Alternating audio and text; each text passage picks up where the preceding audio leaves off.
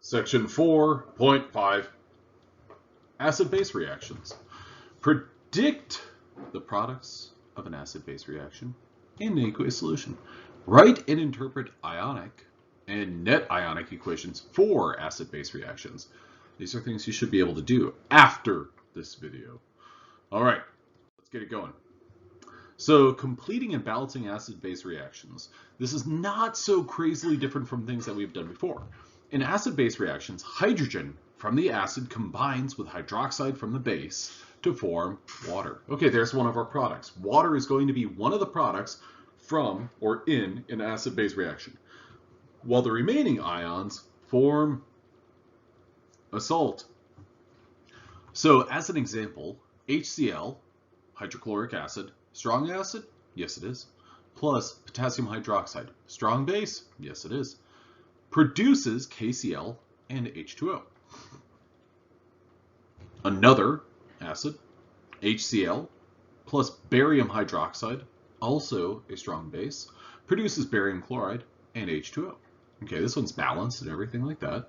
These reactions are a type of double displacement reaction or double replacement reaction. And usually no visible change occurs in the actual mixture. Now this is always kind of a little bit tricky, confusing, because of the fact that we're generating water. Well, this is an aqueous solution. So that simply means that these ions are dissolved in water. So essentially what it's doing is it's just adding more and more water to that reaction that's already there because of these ions being combining with one another. Heat is going to be released in these sorts of reactions, so that's something to keep up with. Now let's go ahead and tackle one of these. Write the total balanced chemical equations for the following acid-base reactions. Now we have acetic acid, sodium hydroxide. For question B, we have perchloric acid and barium hydroxide.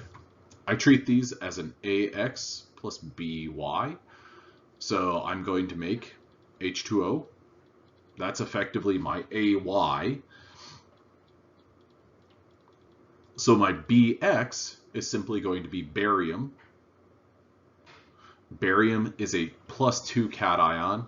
ClO4 is a -1 anion, so ClO4, 2. This is going to be aqueous. H2O is going to be liquid. Okay, we've got to balance this. And this one, what I'm going to do is I'm just going to look at the ClO4. I'm going to throw a 2 coefficient in front of there. That's going to balance my that's going to balance my ClO4. Is my barium balanced? Yes, it is. Good there. Now, what about my oxygen? I've got 2 oxygen right here. I've only got 1 right here. If I do this, though, what happens? Well, now I've got 2 oxygen. I've got 2 hydrogen. I've got 4 hydrogen. Now I've got 4 hydrogen. Okay, so I'm balanced. That's good to go. Okay, now the next one is AX plus BY.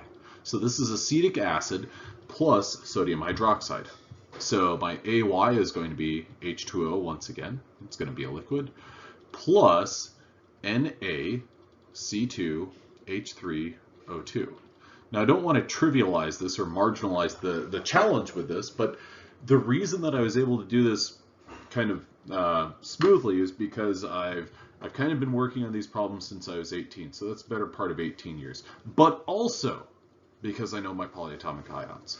Because I know my polyatomic ions, I can quickly recognize, oh, this is the acetate ion. This is a hydrogen ion. So this would dissociate into these 2 things. So that's something that you definitely want to work on.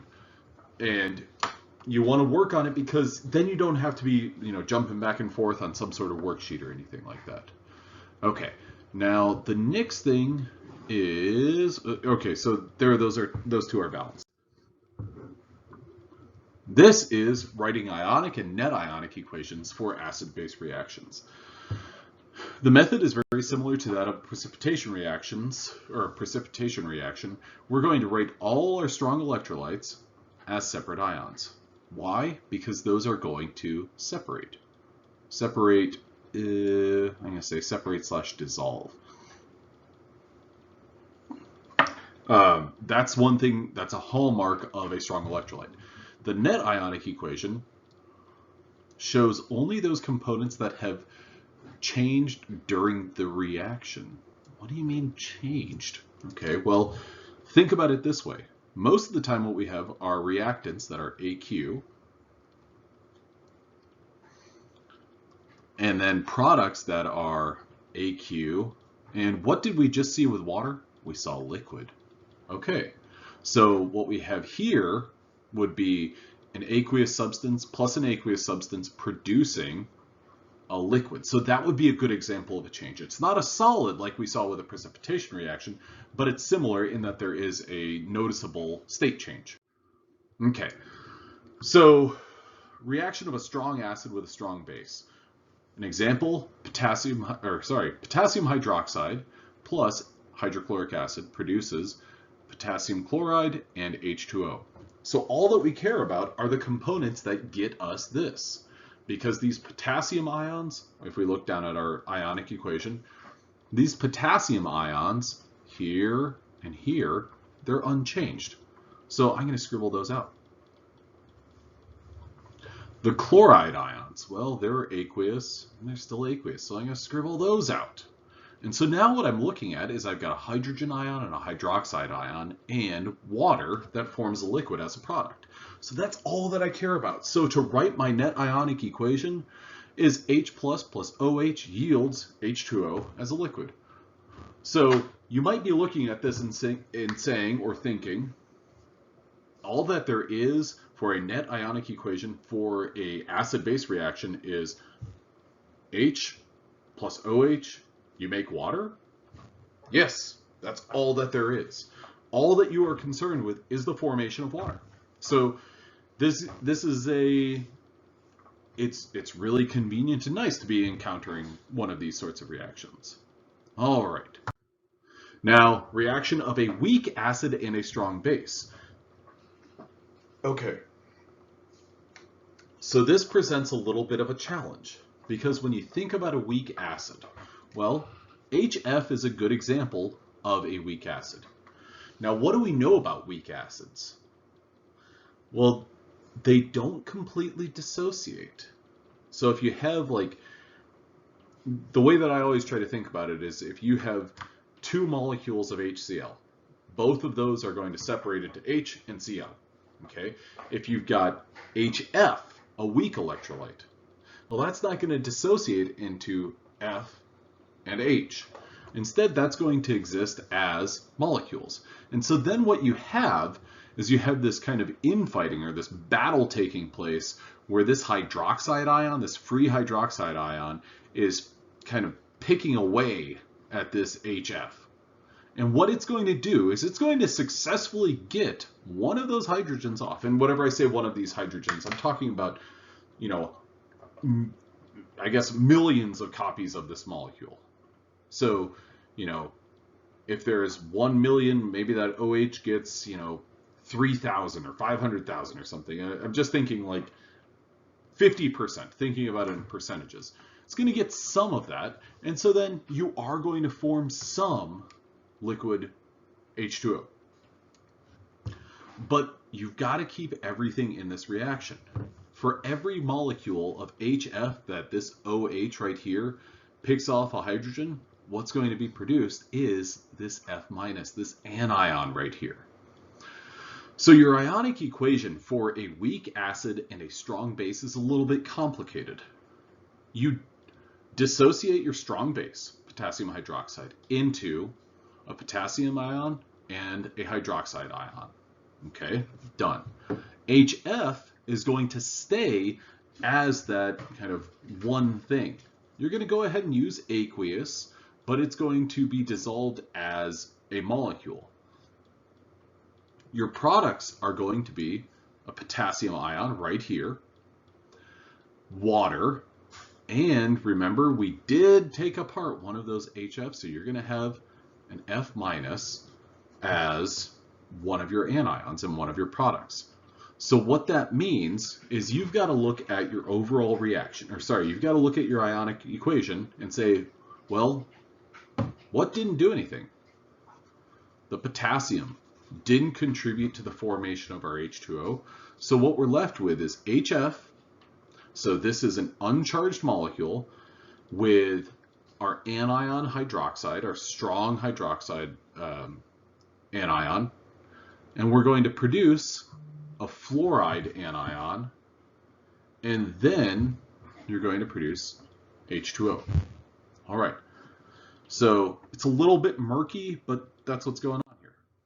Okay, now write the ionic and net ionic equations for the following acid-base reactions.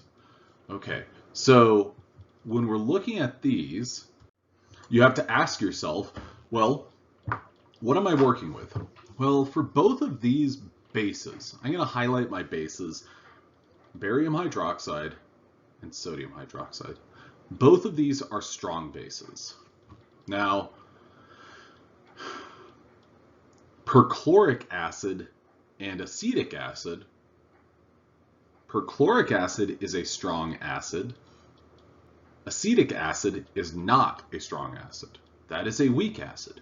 So what I'm going to do is I'm going to write this, I'm only going to do the ionic and the net ionic for part B. So my ionic reaction is going to have this H2 or HC2H3O2. That's going to stay intact.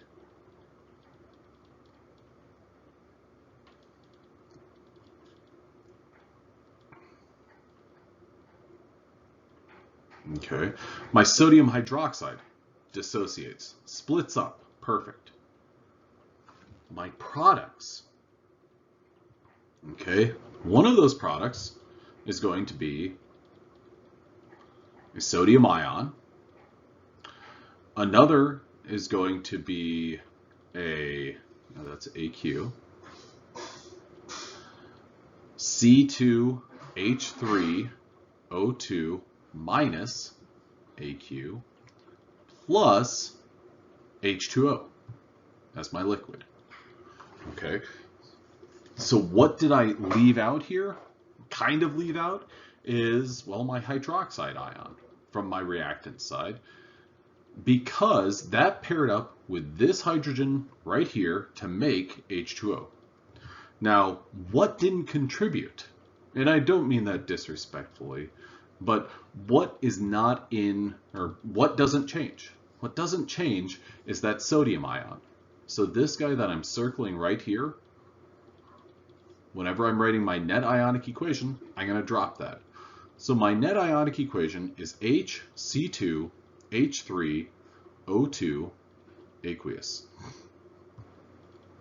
plus OH minus aqueous yields, well, C2H3O2 minus plus H2O liquid.